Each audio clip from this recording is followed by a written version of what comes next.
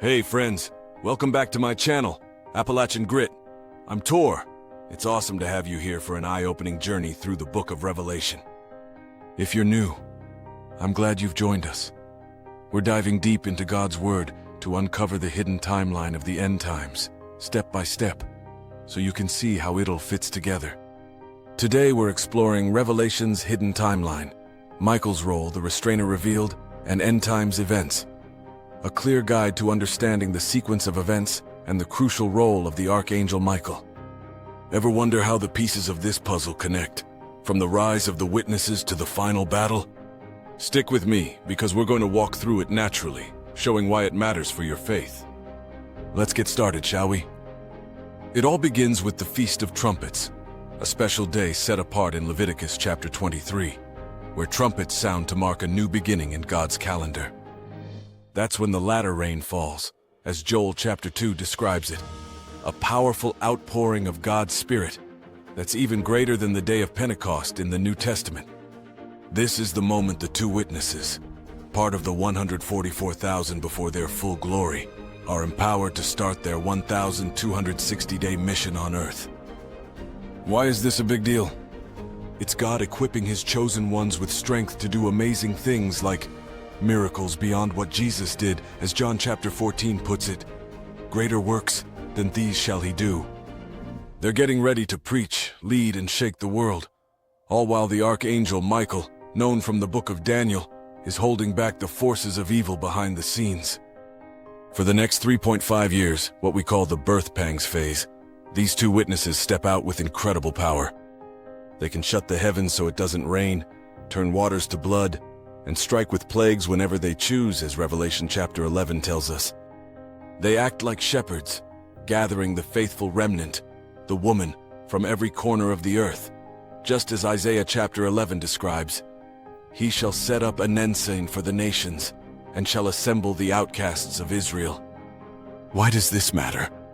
It's the preparation for a greater exodus, where the woman is led to safety in the wilderness before the toughest times hit.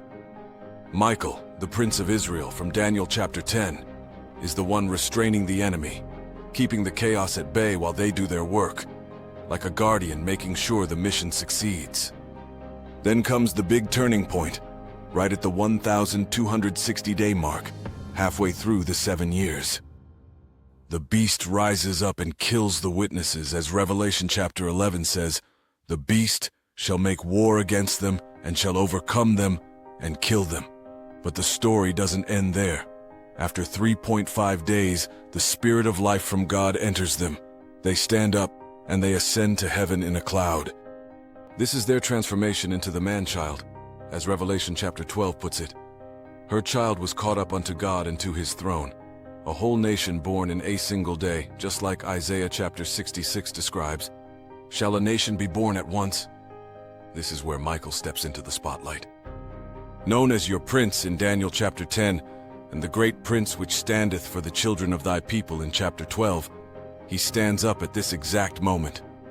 As the restrainer from 2 Thessalonians chapter 2, where it says, "He who now letteth will let, until he be taken out of the way," Michael ascends from the east, as Revelation chapter 7 describes, another angel ascending from the east, having the seal of the living God. This is the sealing of the 144,000 before the Great Tribulation begins, a coronation where they're glorified with God's name on their foreheads. As Revelation chapter 14 says, "With Him 144,000, having His Father's name written in their foreheads." At the same time, Michael fights, casting Satan out. As Revelation chapter 12 tells us, Michael and his angels fought against the dragon. The great dragon was cast out. The East here is like the dawn of a new era, echoing Malachi chapter 4. The Son of Righteousness arise with healing in His wings, marking this divine moment. This shift kicks off the Great Tribulation, bringing woe to the earth. For the next 3.5 years, the Great Tribulation unfolds as the beast takes center stage, ruling for 42 months, as Revelation chapter 13 says, "Power was given unto Him to continue 42 months. But the woman, the faithful remnant, is safe in the wilderness, cared for by the now glorified 144,000, as Revelation chapter 12 puts it, that they should feed her there. This is their time of rest, the little season leading up to the final trump in 1 Corinthians chapter 15. In a moment, in the twinkling of an eye, at the last trump, for the trumpet shall sound, and the dead shall be raised incorruptible, which brings about the first resurrection in Revelation chapter 20. Blessed and holy is he that hath part in the first resurrection. On such the second death hath no power. Michael's role as Restrainer ends here, and the trouble Daniel chapter 12 warned about. A time of trouble such as never was comes to life, yet deliverance is promised for those whose names are written in God's book. So why does all this matter to you? Michael's role as the angel from the east, the restrainer and the sealer, shows that heaven has a plan to protect and glorify the faithful. The timeline is clear. It starts with the witnesses' empowerment at the Feast of Trumpets, moves through their ministry and transformation mid-tribulation with Michael's stand, and ends with the 144,000 serving during the Great Tribulation until the final resurrection. This isn't just history, it's your story too. It calls you to true faith, keeping God's commandments and holding to Jesus' testimony. As Revelation chapter 14 says, "Here is the patience of the saints. Here are they that keep the commandments of God and the faith of Jesus." Don't miss out. Subscribe if you liked it, drop your thoughts or questions below, and God bless.